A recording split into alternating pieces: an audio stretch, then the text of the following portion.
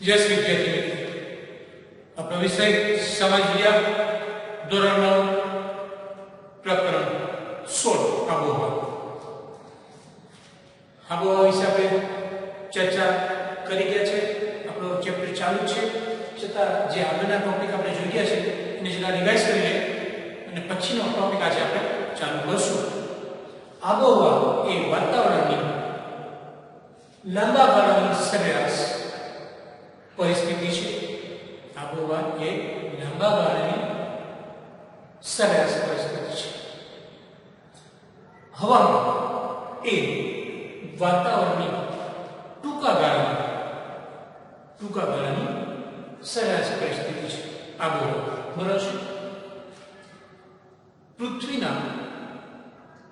પૃથ્વીની સપાટીના કેટલાક પ્રદેશોમાં પવનની દિશા ઋતુ પ્રમાણે બદલાય છે। જે ઋતુ હોય એ પ્રમાણે પવનની દિશા બદલાય છે। આમ ઋતુ પ્રમાણે દિશા બદલતા પવનોને મોસમી પવનો કહે છે। કેવા પવનો કહે છે? મોસમી પવનો કહે છે। પૃથ્વીની ધરીનું નમન ઋતુ પરિવર્તનમાં અગત્યનો ભાગ ભજવે છે। આપણે અલગ અલગ ઋતુનો અનુભવ કરીએ છીએ। અત્યારે આપણે શિયાળાનો અનુભવ કરી રહ્યા છીએ, ઉનાળામાં ગરમીનો અનુભવ કરીએ છીએ, ચોમાસામાં વરસાદનો અનુભવ કરીએ છીએ।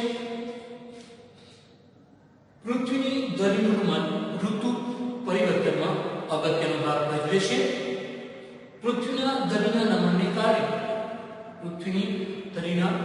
કારણે ઋતુઓ થાય છે, ઋતુઓ બદલાય છે, થાય છે। વધારે સમય સૂર્ય પ્રકાશ મેળવતા વિસ્તારોમાં ઉનાળો, જ્યારે ઓછો સૂર્યપ્રકાશ મેળવતા વિસ્તારોમાં શિયાળાનો અનુભવ થાય છે। મિત્રો અત્યારે શિયાળો ચાલી રહ્યો છે, તમને ખ્યાલ છે, એટલે સૂર્યપ્રકાશ આપણે ઓછો મેળવવો હોય છે અને શિયાળામાં તમને ખબર છે ગરમ વસ્તુ આપણે પહેરતા હોય છે, જેથી ઠંડીથી આપણે આપણી જાતનું રક્ષણ કરી શકીએ। એટલા માટે મિત્રો જરા નિહાળી દો।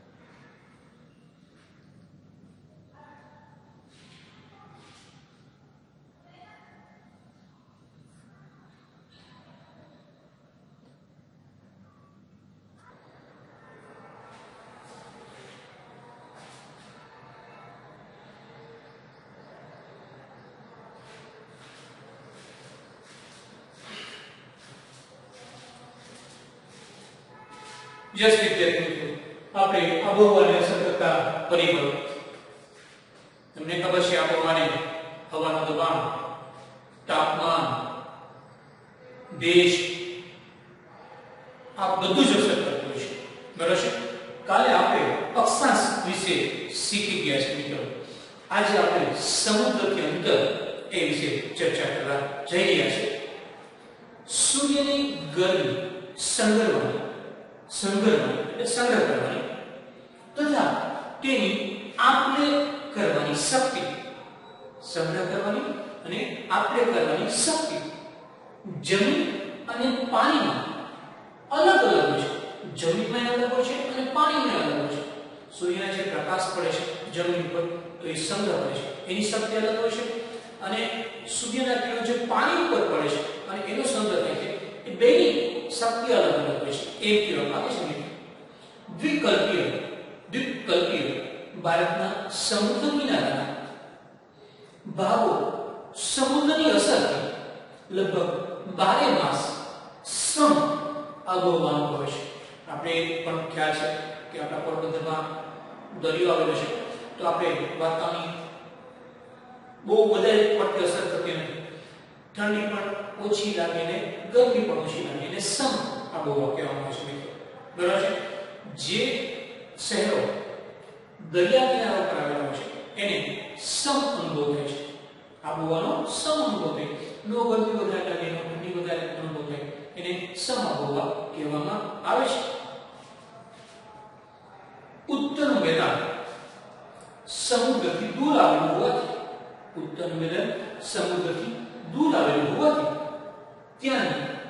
ઠંડી આબોહવા, વિષમ એટલે કે ઉનાળામાં ગરમી અને શિયાળામાં ઠંડી રહે છે. ઉનાળો આવે એટલે અતિશય ગરમી થાય અને શિયાળો આવે એટલે અતિશય ઠંડી લાગે છે. દાખલા તરીકે મુંબઈ સમુદ્ર કિનારે હોવાથી તેની આબોહવા સમ એટલે ગરમી પણ ઓછી અનુભવાય, ઠંડી પણ ઓછી અનુભવાય. મુંબઈ દરિયા કિનારે આવેલું હોવાથી ત્યાંની આબોહવા કેવી છે? સમ છે. જ્યારે દિલ્હી સમુદ્રથી દૂર હોવાથી તેની આબોહવા વિષમ છે. ત્યાં ઉનાળામાં સખત ગરમી પડે, શિયાળામાં સખત ઠંડી પડે અને આવી આબોહવા એને વિષમ આબોહવા કહેવામાં આવે છે.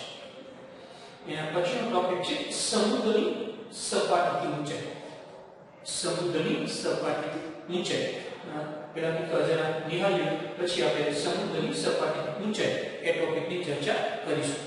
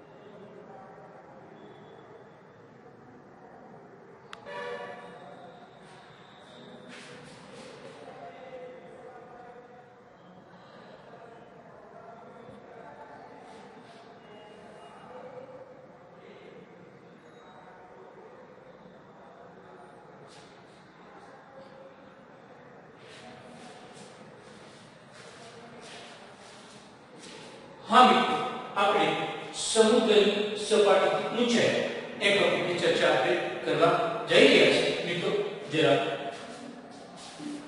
સમુદ્રની સપાટીથી વાતાવરણમાં જેમ ઊંચે જઈએ તેમ હવાનું દબાણ ઘટે છે. હવાનું દબાણ ઘટે છે. સામાન્ય રીતે 165 મીટરે એ 1 ડિગ્રી સેલ્સિયસ અથવા 10,000 મીટરની ઊંચાઈ 6.5 જેટલું તાપમાન ઘટે છે. મિત્રો તમે જોયા હશે કે મરજીઓ બહુ પર્વતારોહણ ઉપર જતા હોય તો એ ઓક્સિજનનો વાટકો લઈ જાય છે, કારણ કે હવા પાતળી બનતી જાય છે. બરોબર છે? એટલે શ્વાસ લેવામાં તકલીફ પડે છે, એટલે ઓક્સિજન સાથે રાખે છે. તમે જોયું હશે તો તમને ખ્યાલ હશે. હવાનું દરેક સ્તર તેની નીચેના સ્તર પર દબાણ કરે છે.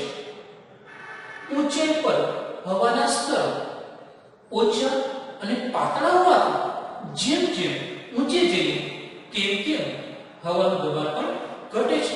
હવાનું દબાણ ઘટે છે. આથી જ ઊંચા પહાડી પ્રદેશોમાં ઉનાળામાં પણ ઠંડકવાળી આબોહવા રહે છે. આથી જ ઉનાળામાં ઊંચા જે વિસ્તારો છે, પહાડ પર છે, એમાં ઠંડીનો અનુભવ થાય, ભલે ઉનાળો છતાં. દાખલા તરીકે ઉત્તર ગુજરાતના મેદાનમાં ખૂબ ગરમી પડે છે. ઉત્તર ગુજરાતના મેદાનમાં ખૂબ ગરમી પડે છે. જ્યારે તેની નજીક ઊંચાઈ પર આવેલા માઉન્ટ આબુના ગિરિમથક પર ઉનાળામાં પણ ખુશનુમા અને આહલાદક આબોહવા અનુભવાય છે. એની બાજુમાં છે છતાંય એક જગ્યાએ ગરમી છે તો બીજી જગ્યાએ સરસ વાતાવરણ છે. ભૂપૃષ્ઠની ઊંચાઈ વરસાદમાં વધારો કરે છે. ભેજવાળી હવા ઊંચે ચડતા ઠંડી પડે છે અને પરિણામે વરસાદ આવે છે. મિત્રો જરા નિહાળી